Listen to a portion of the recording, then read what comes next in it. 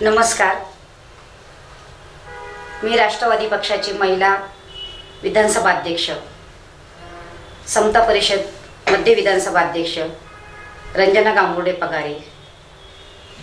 सावित्रीमाईंच्या जयंतीबद्दल काही दोन शब्द मला सांगायचे. स्त्री शिक्षणाची गंगोत्री म्हणून भारताच्या पहिल्या मुख्याध्यापिका सावित्रीमाई ज्योतिराव फुले. सावित्रीमाईंबद्दल जितकं सांगावं तितकं कमीच आहे.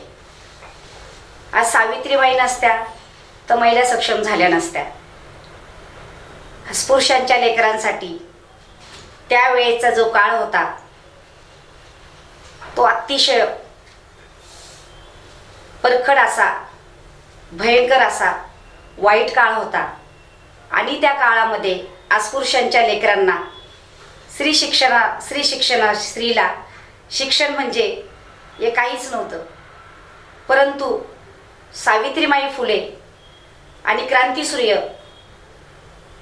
ज्योतिराव फुले यांच्यामुळे, यांच्या कष्टामुळे, कार्यामुळे आज स्त्री सक्षम झाली आहे आणि स्त्री शिक्षणाच्या प्रवाहामध्ये आली. पहिली शाळा अस्पृश्यांच्या मुलांसाठी सावित्रीमाई फुले व क्रांतीसूर्य ज्योतिराव फुले यांनी सुरू केली. ज्यावेळेस ती शाळा अस्पृश्यांच्या लेकरांसाठी सुरू झाली त्यावेळेस अनेक मनोवाद्यांकडनं त्यांना विरोध करण्यात आला आणि त्या शाळेसाठी कुठलाही व्यक्ती शिक्षक म्हणून मुलींना शिकवण्यासाठी पुढे येईना. तरी सुद्धा खंबीरपणे ज्योतिराव फुले हे न डगमगता त्यांनी सावित्रीबाई फुल्यांना तयार करून उभं केलं मुलींच्या शिक्षणासाठी. ज्यावेळेस सावित्रीमाई मुलींच्या शिक्षणासाठी घराबाहेर पडल्या त्यावेळेस या मनोवाद्यांनी भयंकर त्रास त्यांना दिला. इतकंच काय, पण सावित्रीमाई फुल्यांच्या अंगावरती शेणाचे, चिखलाचे गोळे फेकण्यात आले, जेणेकरून हिच्या अंगावरती आपण गंदगी टाकू, ही मुलांना शिकवायला जाणार नाही, असा त्यांना त्रास देण्यात आला. परंतु सावित्रीमाई फुले या कुठल्याही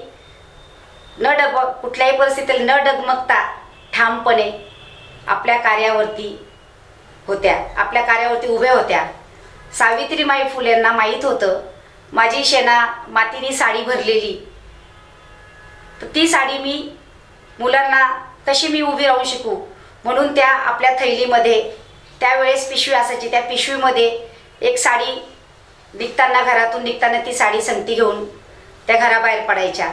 आणि ज्या वेळेस त्यांची साडी खराब झाली त्यावेळेस त्या शाळेमध्ये जाऊन ती साडी बदलून त्या मुलींना शिक्षणासाठी उभ्या राहायच्या. अशा पद्धतीने ज्योतिराव फुल्यांनी आणि सावित्रीमाई फुल्यांनी कार्य केलं. आज सावित्रीमाई फुले आणि ज्योतिराव फुले जर नसते तर आज स्त्री सक्षम नसती. मनोवाद्यांनी इतका त्रास दिला की कधीही त्या त्रासाला त्या संघर्षाला त्यांनी डगमगले नाही. ज्योतिरावांच्या पायावर पाय देऊन सावित्रीमाई या ठामपणे त्यांच्या पाठीशी उभ्या होत्या. म्हणून आज महिला शिकल्या. आज आपण बघतोय राष्ट्रपतीपासनं तर ट्रक ड्रायव्हरपर्यंत ही महिला पुढे आहे. महिला ही कशातच कमी नाही आहे. म्हणून आज 3 जानेवारी सावित्रीमाईंचा जन्मदिवस. तर माझ्या राष्ट्रवादी पक्षाच्या वतीने, समता परिषदच्या वतीने सावित्रीमाईंना त्रिवार अभिवादन करते.